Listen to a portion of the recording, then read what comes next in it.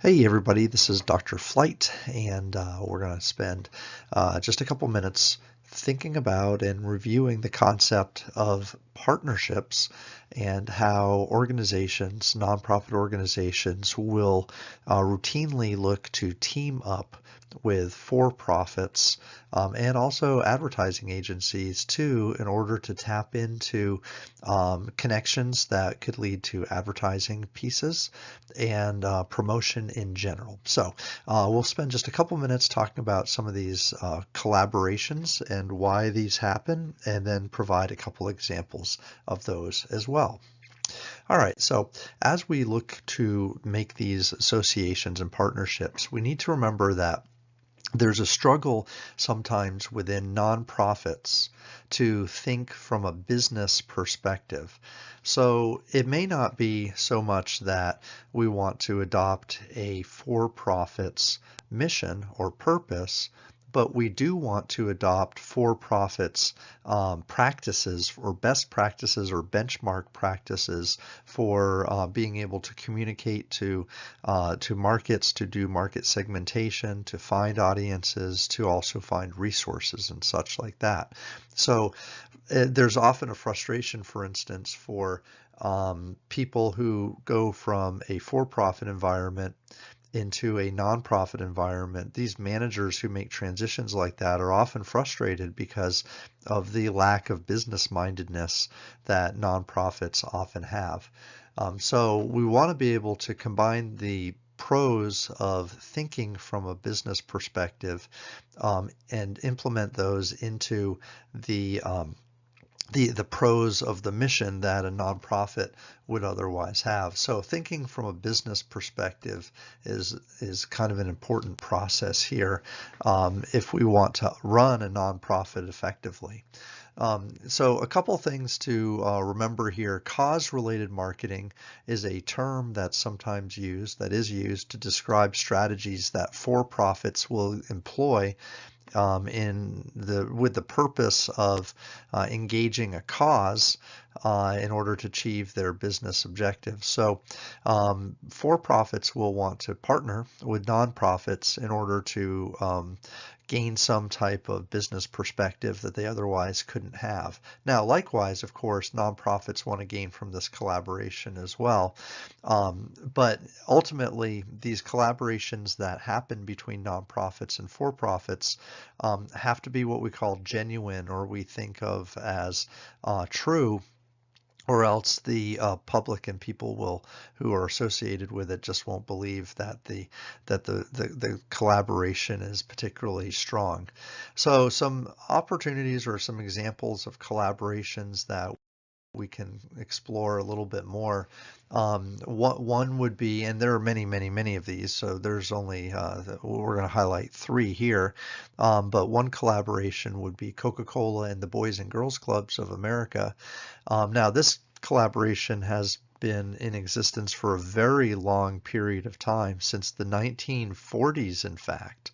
And from this collaboration, Coke benefits because it positions itself towards young people, but at the same time, the Boys and Girls Club of America also gain key resources, including money and volunteers, and as well as the the awareness building and the power of the advertising efforts that Coca-Cola can bring to the table. They're a big player in a lot of business aspects, and so they can raise the awareness of the Boys and Girls Club fairly significantly. And then finally, the genuineness of this campaign rings forth because Coke wants to align itself with a young generation and providing a positive benefit for young people who may be at risk and could receive the benefits of the nonprofit organization. So there's a genuineness and trueness of the collaboration that makes sense, and the two parties involved seem to benefit fairly well. Another Collaboration we can look at is Procter & Gamble and Special Olympics. So this collaboration has been going on since the early 1980s and has produced tens of millions of dollars for the Special Olympics. Um, Specifically, what they do is they create or have created something called the Brand Saver, and this is like a coupon book where you can look for coupons on P&G products, and then upon buying these products with a coupon from the Brand Saver, a certain percentage of sales are donated and brought to the Special Olympics as a result of those purchases. So Procter & Gamble then clearly benefits by foot traffic and having a presence with a large nonprofit organization. And the Special Olympics, of course, benefits from not only the financial contributions, but also, again, the awareness that's being brought to a very broad audience. So Procter & Gamble has lots and lots of different brands under its umbrella, and these brands cross a lot of different product categories. So consumer non-durables, for the most part, are involved here. So like dish detergent and fragrances and some personal care products, deodorants and things like that. So the alignment then of the audience and the nature of Procter & Gamble's product array lend itself to an extremely broad audience, and a broad audience is the exposure that the Special Olympics wants to also seek and define. So again, another collaboration that is brings a business mindedness element to the nonprofit. The third example we'll look at here is St. Jude's, which is a hospital, a children's hospital specifically in Memphis, Tennessee. It was originally created by its founder, Danny Thomas, and the idea is that people with children who are sick can bring their children to St. Jude's and receive medical care for free. So this is a service that's provided that needs a lot of financial support, and it's it's a good thing. So their mission statement, their posted mission statement, is that it is to advance cures and means of prevention for pediatric catastrophic diseases through research and treatment. And again, the founder is Danny Thomas. No child should be denied treatment for health-related issues based on any race, religion, or the family's ability to pay. So St. Jude has been a really fundamentally strong charitable organization and has an international appeal to it.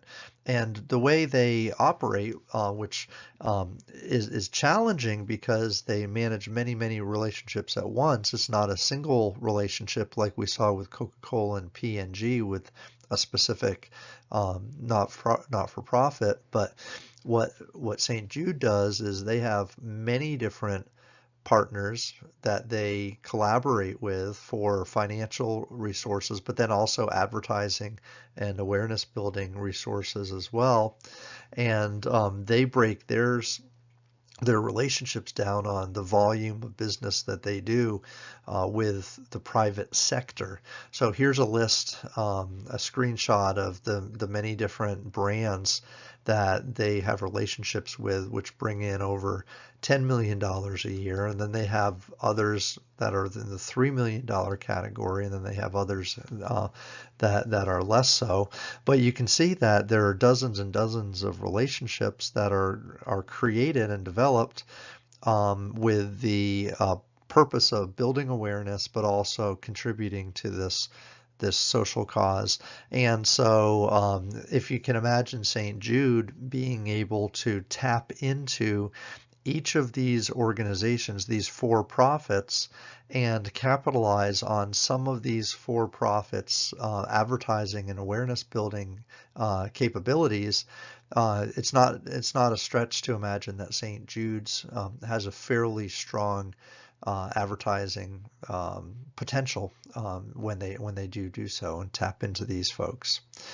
So certainly these for-profit collaborations are important for the private sector, important for the nonprofits, but also provides a ability for nonprofits to tap into business expertise, so they don't have to rely on their own resources and assets to run and act like a business.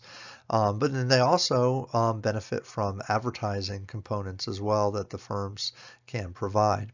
Another aspect that's unique to nonprofits is the idea that within the advertising and media industry, it's common for media outlets to provide, and sometimes even for free, services specifically to nonprofits. So this is a case where institutionally it's felt like advertising, media, and public uh, sources of communication are very often kind of in the public domain and should be used to support nonprofits. So in general, these outlets, these media, for instance, newspapers, TV, radio, places like that, believe that supporting nonprofits is a particularly good thing to do from a social perspective. The media, in fact, feels like they are an institution in and of themselves. Sometimes we call the media the fourth estate. So the fourth estate is a extension of a model that calls for the government, the church, and the people at large to form the first three estates. And the fourth estate then suggests that the media is another component that calls for checks and balances, but then also promotes the goodwill and the efficiency of a society, basically. So it's kind of like a sense of duty or a sense of obligation that sometimes media feel they have. So that's a thing to consider. Another idea, like we've talked about with P&G and all the St. Jude sponsors and Coke, is that media companies and TVs and radio and ad agencies and folks who are associated with that are in fact businesses. They're privately held businesses. So it's not that they're publicly owned. It's not that they're necessarily in the nature or in the context of the good nature of the public, but they do exist to make a profit. I mean, that is the role of news agencies is to make money, like it or not, whether they think they're the fourth estate or not. And so their goals of aligning with nonprofits are equally that of a for-profit organization or a traditional profit-seeking organization. So when a newspaper teams up with a nonprofit, they're also looking to gain exposure for the newspaper and get people to read the newspaper more and buy copies of the newspaper and boost their advertising rates in being able to do so. So it's not like that they're only teaming up with nonprofits for pure altruistic motives. They're also doing so because, in fact, they're a business. Another opportunity here, another interesting aspect of why ad agencies and media companies team up with nonprofits is that these types of relationships allow for the newspapers and the creative and the ad agencies to do more interesting and dynamic work. So for-profit clients, when they come to an ad agency, will want advertisements created that are very specific and meet the needs specifically of the organization. And they often have a lot of constraints attached to them. Whereas nonprofits come to an ad agency or a media company, and they're much more open to creative flexibility, which is kind of fun. It's an enjoyable piece to do. So, in other words, if you're an advertising person, you're creating ads, and you have a for-profit client, then you're constricted to what that for-profit client wants. Whereas if you throw in a couple nonprofits that you do work for, they're much more creative and open to your kind of artistic interpretation of their needs. So that's kind of fun. And the final thing here, one other last reason why ad agencies and media companies get involved with nonprofits is because it gives opportunities for young staffers and employees to get more involved in the creative process. They're able to gain experience from being able to work with nonprofits that they otherwise would not be able to do so with for-profit projects. The Ad Council is one good example of an advertising element agency that was created after World War II, during World War II, excuse me. And it with its purpose of creating social cause advertisements, which are funded through nonprofits, like a nonprofit that funds other nonprofits in essence. But it has literally produced over 1,000 different campaigns since 1942, and those campaigns have ranged from government agency advocation to environmental advocation to health related issues and things of that nature. So another opportunity then to kind of put into play this concept of media and ad agency promotion for nonprofits and partnerships as well from an advertising or an awareness building perspective would be the Ad Council. And of course, for more information, you can take a look at the Ad Council and its website as well. So anyways, this wraps up kind of what we're talking about. In summary, then we think about collaborations that take place between for-profit and nonprofit organizations, specifically to build awareness and to tap into the benefits that for-profit agencies can provide. And then also we think about the advertising agency and media collaboration opportunities that exist. And specifically, we think about reasons why ad agencies and media would want to do this, and the need or obligation they feel they have as the fourth estate concept is played out. The fact that they're businesses themselves and they want to form collaborations with social causes, the creative elements that they provide and opportunities that they nonprofits can provide junior creative media staff to allow them to gain experience in this process as well. So again, this is just a summary to wrap up this concept that we think about where ad agencies, advertising elements, and for-profits come together to coordinate their, kind of campaigns with social causes and help them out. So let me know if you have any questions. Look forward to hearing from you. Thanks. Have a great day.